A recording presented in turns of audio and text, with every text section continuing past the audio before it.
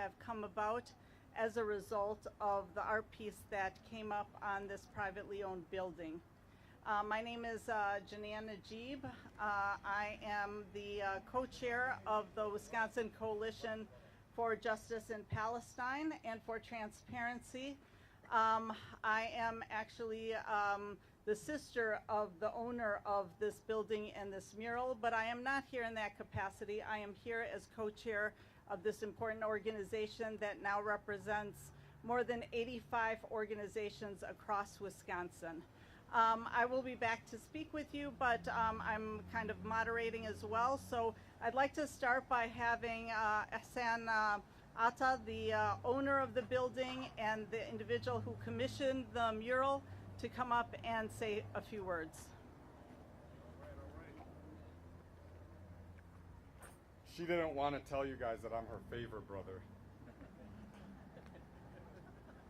So I'd like to first start by thanking everyone for coming. I didn't expect anything less from this community who for 11 months has been working tirelessly to fight an injustice taking place in Palestine. Unfortunately, there are individuals in our community who don't believe in justice, and in an effort to hide the injustices they support, are trying to suppress our freedom of speech and expression. They don't want people to know about the atrocities and war crimes that they themselves are supporting. Let me begin by explaining the imagery and language of the mural.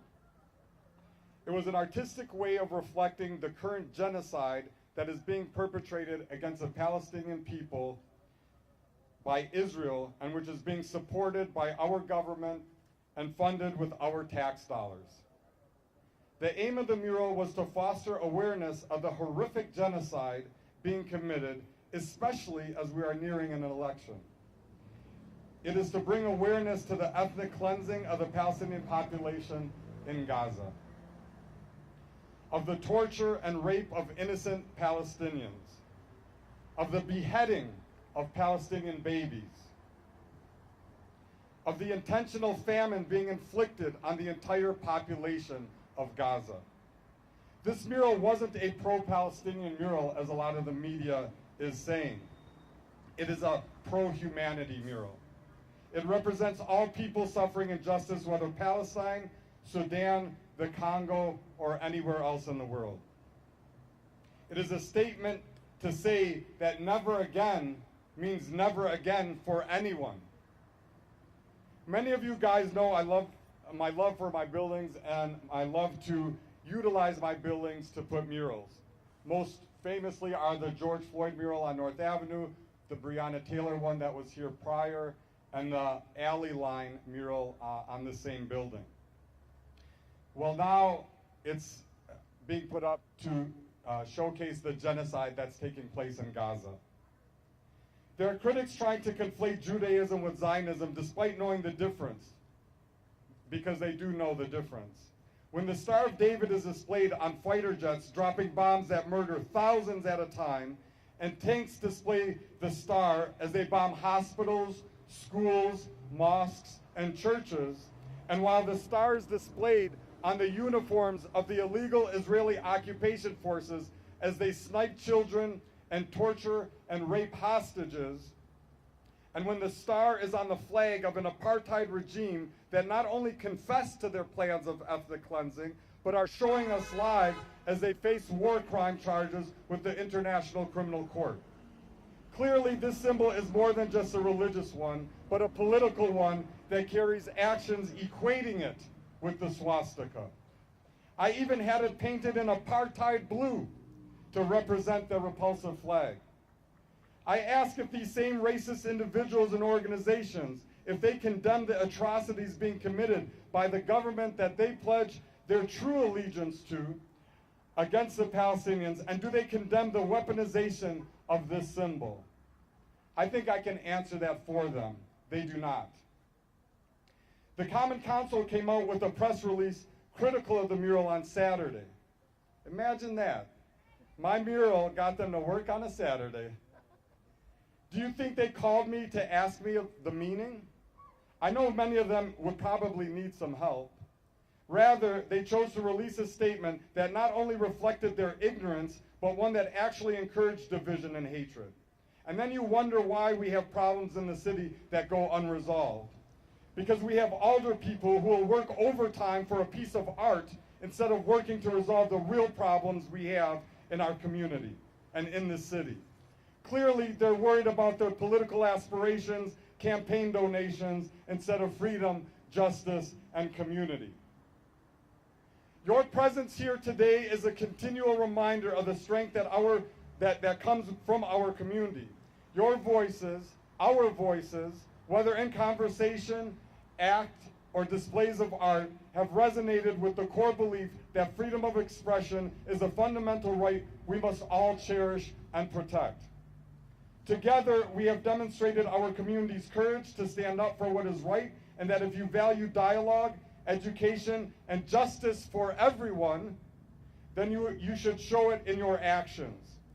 We stand here today to reaffirm the principles upon which our society is built, the principles of inclusivity and the understanding and respect for one another's voices. Unfortunately, the Zionist community in Milwaukee does not cherish these values, and in fact has shown us over the last 11 months and 75 years that they never had any values whatsoever. I also want to acknowledge others in our community as well, who may have faced similar challenges. Our collective experiences shall serve as a powerful reminder that the fight for freedom and justice is not just an individual battle, it is a shared responsibility. We are all custodians of this right, and it is our duty to ensure that it remains alive and well in our community. We will not let our voices be silenced. As we move forward, let us commit to fostering an environment where our voices can be heard and every opinion can be expressed as we continue to build a community that is not only vibrant and inclusive, but also resilient like that of the Palestinian people. Let us continue to fight and be a voice for the voiceless, because if you're not enraged about the injustices taking place, then you're not informed. Free Palestine from the river to the sea. And I would like to actually invite Michael Gauthier up here to make a comment. And the reason I want to invite him, I got banned from Facebook again, but I'm back on. But I had saw a picture that he had posted. And then when I checked the security footage, I had saw how he approached the Zionist criminals as they were attempting to destroy this mural. It took quite a bit. And if you see the video, you'll see that the gentleman definitely needed the physical work. But he risked his life, actually, because the father of the gentleman who was destroying the mural, along with the father, threatened to hit him with a hammer. The individuals that were destroying the mural came prepared and came equipped with an axe, a sledgehammer, other hammers, and tools. So I commend Michael for standing up for what he believes in, for approaching them and risking his life in doing so, because he does. I'll let him speak to what he believes in, but I want to introduce Michael Gauthier, who is also, if I may add, is also a resident of the River West neighborhood. Thank you. You're welcome. Wow, that was a great speech. And I'm afraid I'm probably going to be a bit of a letdown after that. I'm not an orator by any stretch of the imagination, and I'm not even an activist. In fact, when Isan asked me to say a few words here, I had mixed feelings right away, because I know there are a lot of people standing here behind me. There's a lot of people in the community who have put a lot more energy into this struggle than I have, and that makes me feel a little bit guilty. But I guess this is one of those questions of do what you can when you can. And I was just a guy coming home from work the other night, and I saw some criminals destroying this mural that was behind us. And it's a mural I understood, like most thinking people do. I understood what the artist was trying to do, and I was definitely in favor of the statement.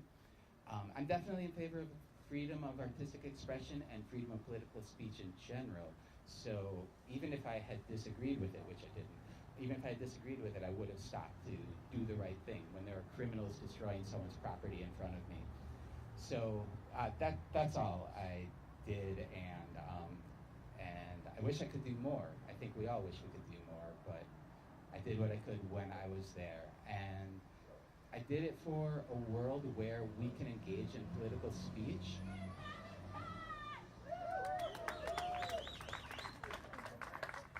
I did it because I want to live in a world where we can express a political statement without bringing violence down upon ourselves.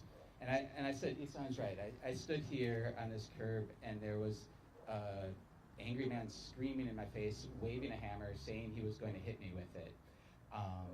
Thank God that didn't happen. Thank God his partner in crime talked him down a little bit. But we have to ask ourselves what effect that has on the world that we live in. It's not a good one. I would like to, again, I'll repeat myself. I would like to live in a world where we can have a political dialogue, where we can see obvious and manifest wrongs like what's happening in Gaza right now and what's been happening in that area for 75 years.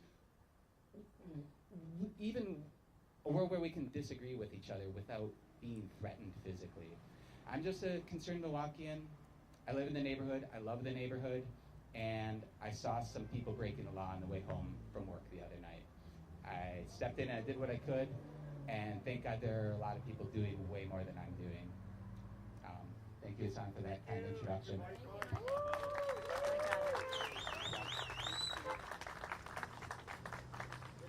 Thank you, Michael. That's a problem. There's not enough people that are doing what they can do. So really, we're incredibly grateful for you being here and being a voice of reason. And I think what you did is really what Palestinians have been dealing with. American Palestinians, American Muslims, is coming face to face with people that feel incredibly entitled.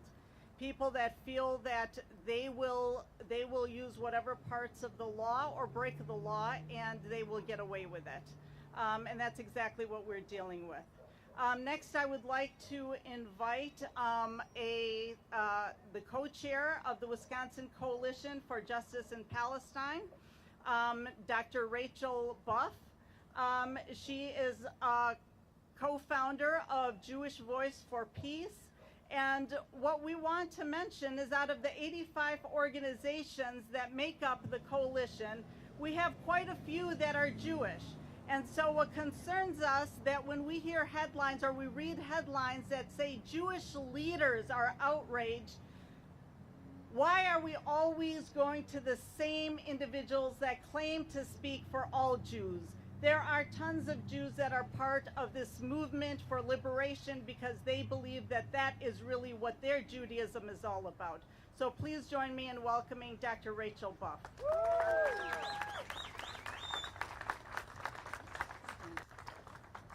Thank you, sister. And thank you all for coming out here.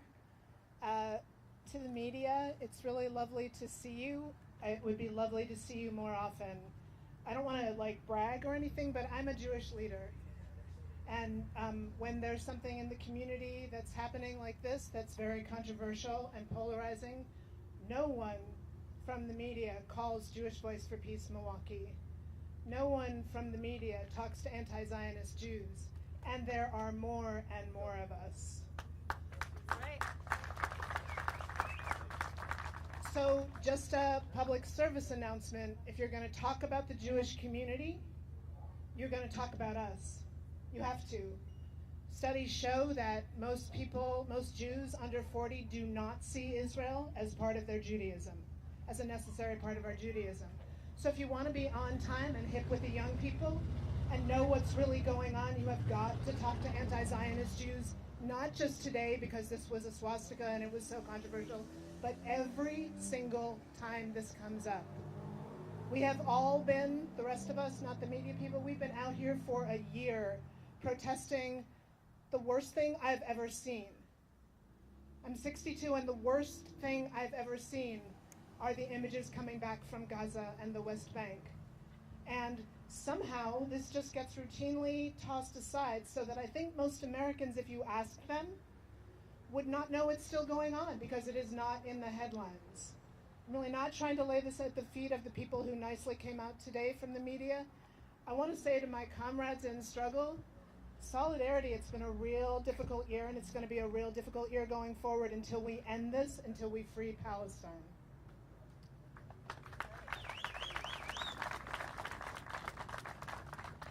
From the river to the sea. From the river to the sea. You know this one.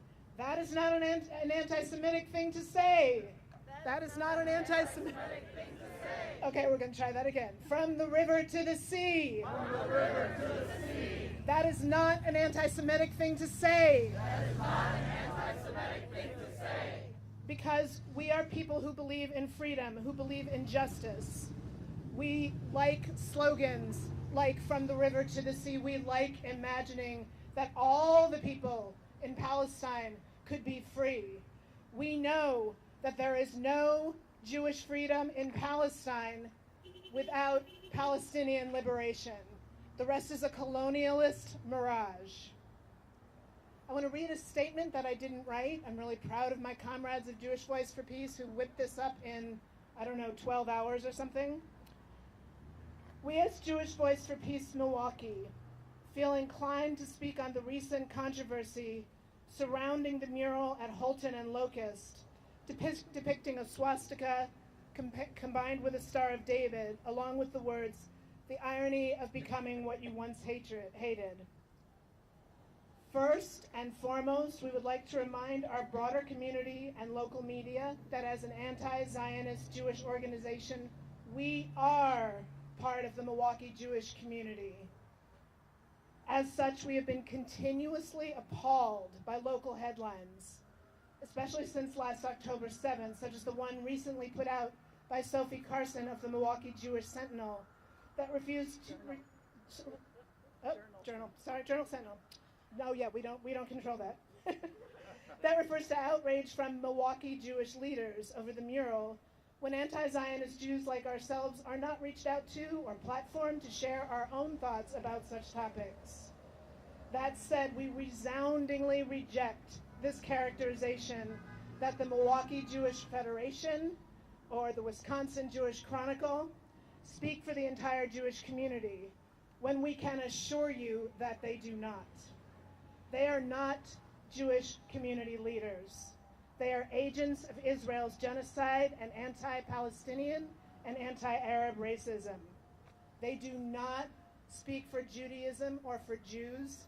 They speak for Israel, and it is not the same thing. In terms of our feelings on the mural itself, we understand why it is polarizing. There is a legitimate critique that can be made about it, particularly concerning the language implying that Jews, whom the Nazis persecuted and exterminated during the Holocaust, have become oppressors not unlike the Nazis in relation to Zionism in Palestine. It should be made abundantly clear that Judaism and Zionism are two different things, but it is understandable how someone might read the mural as conflating the two. At the same time, it would be foolish to pretend that the state of Israel does not proclaim itself as the Jewish state, and it has used this notion to justify the systematic displacement, apartheid, and ethnic cleansing of Palestinians since the dawn of the settler colonial Zionist movement under the guise of self-defense. Israel co-opts Jewish symbolism and culture while doing this, most obviously in its use of the Star of David on the national flag. Because of this, many Palestinians understandably have a fundamentally different relationship with the Star of David than many Jews do. This has been the symbol used on the tanks, bombs, guns, and soldiers that murder Palestinian children. It has been the symbol branded onto Palestinian prisoners by Israeli police. We find it far more reprehensible and anti-Semitic that Zionists co-opted the historically Jewish symbol as Israel commits crimes against humanity on the people of Palestine than anything insinuated by the mural. For many Palestinians, the Star of David is a symbol that represents violence, murder, and oppression, not unlike the swastika as it was used by Nazi Germany. And this is clearly stated by the mural's artist in the Journal Sentinel article. It is not ours or anyone else's place to police Palestinians as they express their pain through creative means. We understand the intent of the mural. Art throughout history has been used as a means of provocation and transgression, and this particular mural undoubtedly evokes a visceral reaction that starts an urgent conversation. That is the point of the mural, as upsetting and triggering to some as it may be. If you have paid attention to Israel-Palestine, especially since last October 7th, as we have observed the single most well-documented genocide in modern history, then you will know that this is a righteous comparison.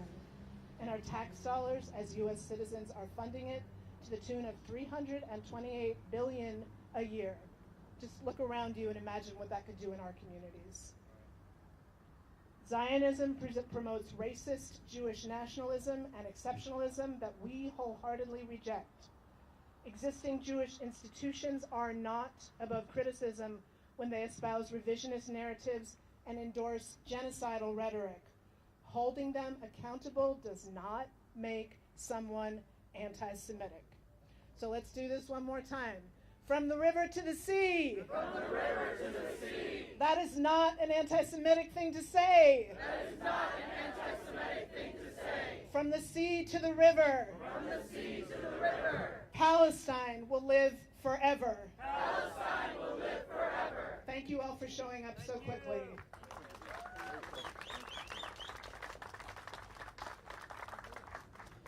Thank you, Rachel. As I mentioned, my name is Janan Najib, and I'm representing the Wisconsin Coalition for Justice in Palestine.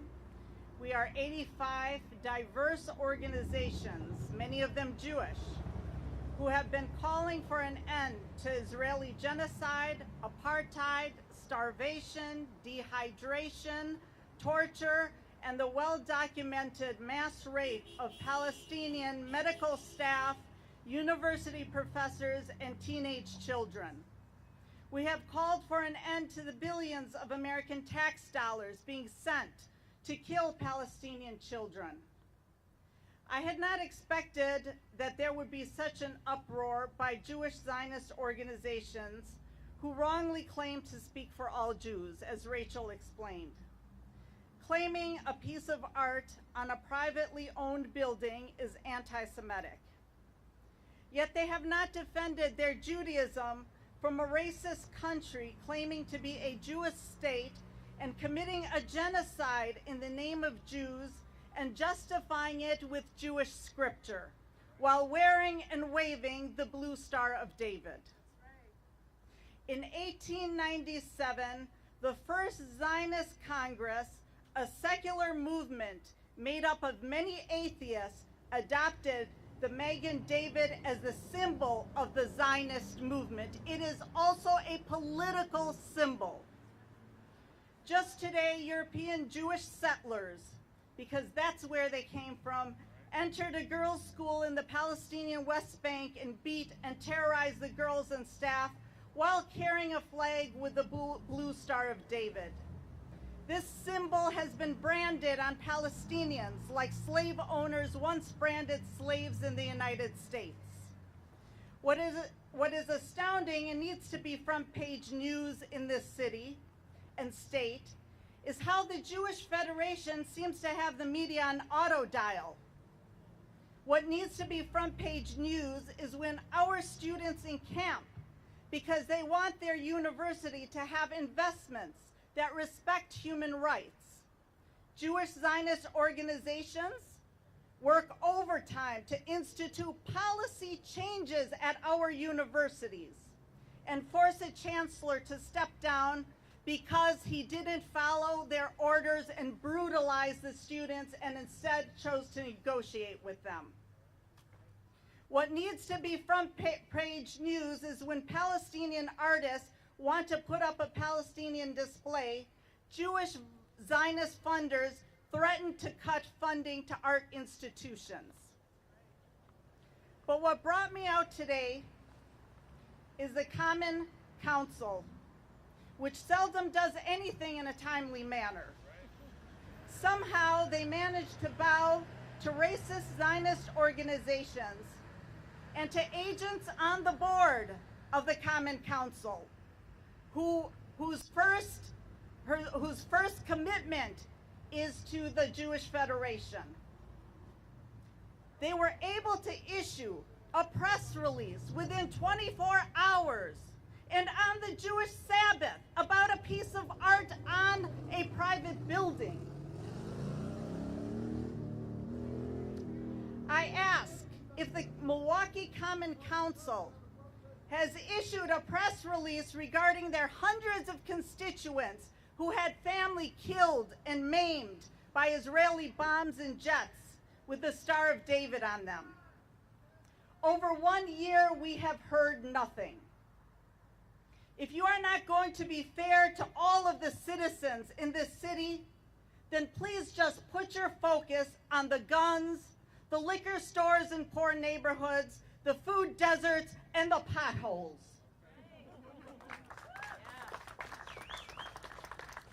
No one has the right to tell an artist what their art means. No one has the right to tell us what our anthems mean. From the river to the sea, Palestine will be free whether you like it or not.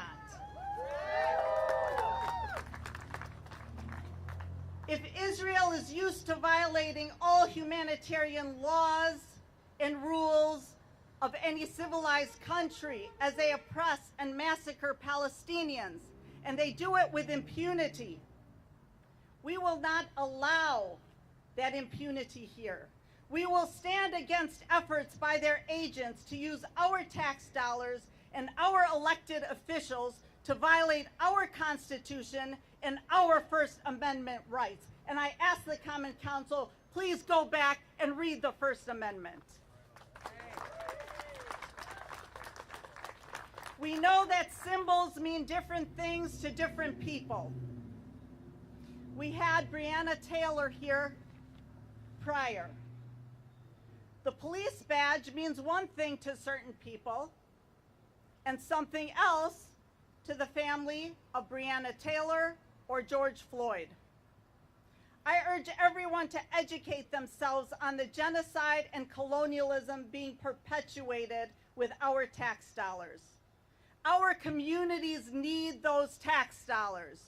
We don't want a genocide in our name. For our Common Council, we await a press release within 24 hours calling for an end to the genocide of people of color, many with families in this city. And we accept it during working hours. Free, free Palestine. Free, free Palestine. I would like to invite Alan to come up and speak, and then we'll have the ISM finish us off. Thanks, Janan. Hi, everyone. My name is Alan Chaboya. That's AlanChavoya. I'm the Outreach Chair of the Milwaukee Alliance Against Racist and Political Repression. I don't have too much more to add to all the strong statements and powerful words and the truth that has been stated by everyone who just spoke. But I just want to give a little bit more context, building off of what Janan just stated. Look at the neighborhood we're in. This is Harambe. This once was a thriving neighborhood, a neighborhood that flourished, a black neighborhood that was a model neighborhood for the entire U.S. But thanks to the misleadership of countless sellout politicians who refuse to stand with the community, this community has gone down and more. But guess what? The people are resilient. The people in this neighborhood where we organize, they continue to fight back. They showed up in 2020, and many of them here have been showing up day in, day out this past year to stand with Palestine, joining those two struggles. So it's absolutely ridiculous that we have to be here. But we're here based on actions out of fear.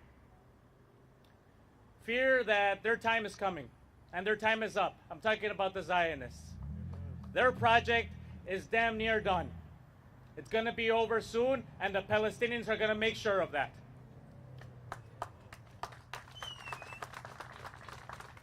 And it is up to us, those of us here in the United States, from the different movements we represent, to continue to come together like this, in quick fashion, to stand up for our freedoms, to stand up for our liberation struggles, and to stand up for Palestine. So this is remarkable. This is a remarkable response from the community. This is what we've been doing for close to a year now. For many of us, we've been doing this for longer, engaged in this Palestinian struggle, and we're going to stay here to continue to fight back and put an end to this. We're going to continue to demand an end to U.S. aid in Israel. And that is something that makes people who tore down this mural, that is something that makes the Milwaukee Jewish Federation scared, that makes groups on campuses like Hillel scared, that everyone is coming together to stand up against that racist project called Israel.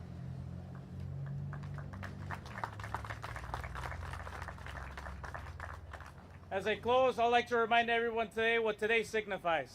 Today is the 16th of September, a day that for Mexicans is Mexican Independence Day. This is a day where we fought back and overthrew those colonizers. This is a day that we fought for our freedom and we set ourselves free. And that struggle is now being carried out by the Palestinians, by the brave Palestinians who are engaged in their own liberatory struggle. And just like we did over 200 years ago and defeated our colonizers, so too will the Palestinians. So this is the solidarity that Milwaukee shows up. This is the real Milwaukee. This is what Milwaukee represents. Our joint struggles coming together in community to stand up for Palestine, to stand up for our people's freedom of speech, liberatory art. This is Milwaukee, not those people in the Common Council, not those people who supposedly represent our interests. We represent our interests. We stand up with Palestine, and we will continue to do so. So it is an honor to be here today on this day of independence to continue to fight for freedom for all oppressed, especially the Palestinians. Thank you. Thank you, Alon. On October 8th, at the Islamic Center of Milwaukee, we are going to have a visual and memorial commemorating 1 year of an unrelenting genocide against women and children. A genocide that has been targeting hospitals and schools and UN agencies. A genocide which is meant to exterminate the Palestinians not only in Gaza, but also in the West Bank. And we are hearing nothing from our elected officials because, as we can see, whether it's at the level of a Common Council or the level of a U.S. Congress, people are bought. But the grassroots is here, and we will never be silenced. I would like to bring up our last speaker from the Islamic Society of Milwaukee, which represents the largest number of Palestinian individuals in the city of Milwaukee, Munjid Ahmed.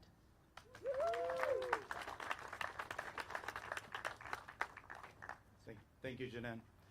My name is Munjid Ahmed, M-U-N-J-E-D-A-H-M-A-D, and I'll be reading a statement by the Islamic Society of Milwaukee. Those who support Israel and its war crimes are trying to falsely define the message of the mural as supporting the offensive symbolism of the swastika. In fact, the swastika and the vile ideology it represents are not being promoted, nor celebrated, nor supported. The swastika is a symbol of division, hatred, and violence. That is exactly why the artist who created the mural associated the swastika with the Blue Star of David. The Blue Star of David appears on Israel's flag. It appears on the jets, the tanks, and the armaments used to slaughter the innocent people of Gaza and to destroy their schools, their hospitals, their homes, and everything in between. For Palestinians who have suffered under decades of Israeli and extremist Jewish occupation, ethnic cleansing, war crimes, and genocide, the Israeli Star of David evokes the same division, hatred, and violence as the swastika. It represents the same type of evil, extremism, supremacy, and hatred that the swastika represents for others. Jews who follow the precepts of a great religious tradition and have not abandoned their religion are easily able to differentiate between those who expose and condemn Israel and its immoral and hateful supporters, and those who condemn Jews and Judaism, which clearly is not a message that can be understood from the mural. If Israel's cheerleaders, apologists, and supporters are bothered by the association of the blue Star of David with the swastika, they should raise their voices before the violent and racist Israeli regime that they have allowed to appropriate a traditional Jewish symbol and use it as a symbol of violent, hateful, occupying, and genocidal state.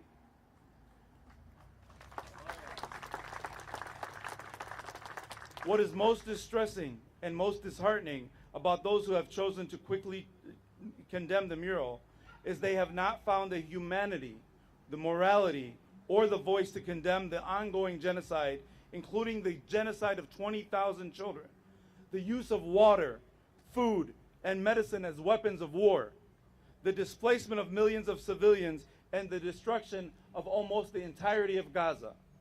They have refused to use their voice for that. This mural, or the mural, challenges the silence of some and the complicity of others, including our government. It is a message that if you want to condemn the vile symbolism and violence embedded in the history of the swastika, you must condemn the vile symbolism and the violence embedded in the history of the Blue Star of David. I'm going to go off script just for a second, since the media is actually here. And I'm going to give a message to the people of Gaza. So far, we have failed you. So far, we have failed you, but it's not for lack of trying. As we sat here today, during this press conference, Deir al-Balah and Khan Yunis have been bombed, and tens of Palestinians have been killed. But we, the people of conscience, the people of morality, the people of ethics, will not stop struggling for you, my brothers and sisters of Palestine. We will not stop until Palestine is free. Free, free Palestine! Free, free Palestine! Thank you, Munjid, and thank you to the media that came. Again, we are here in support of freedom of speech, of our First Amendment rights, of the right to be able to put on our personal buildings whatever it is we want, if we want to make a political statement, and we leave it to the Zionists to get the real meaning of the Star of David back so that it is not associated with the swastika as it has been for so many Palestinians. I'd like to open it up if any of the media has any questions for any of the speakers.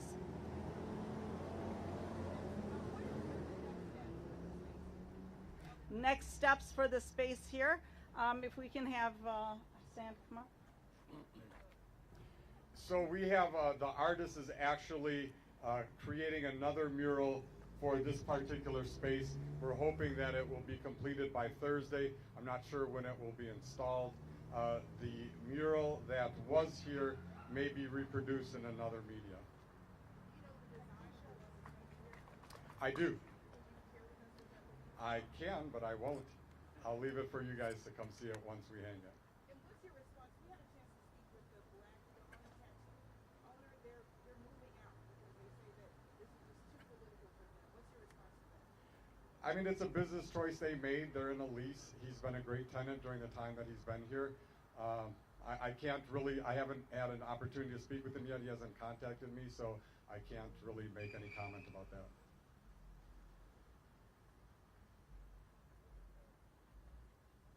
I know I talked to a lot of you guys this whole week. Anyone else?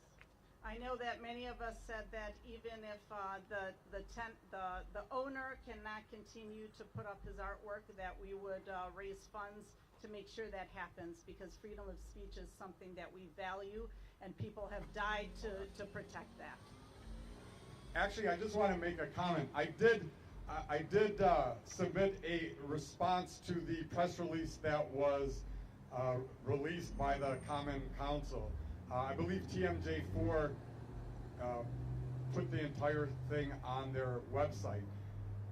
If the Common Council is so bothered by it, I did offer them an option of removal. And it's an option that would include the Zionist Federation and whoever else. If they are willing, if they truly believe in justice for all, if they're willing to acknowledge and condemn the genocide that's taking place and to call for a ceasefire, albeit a symbolic one, I would be willing to consider not reinstalling that mural. So I put the ball in their courts.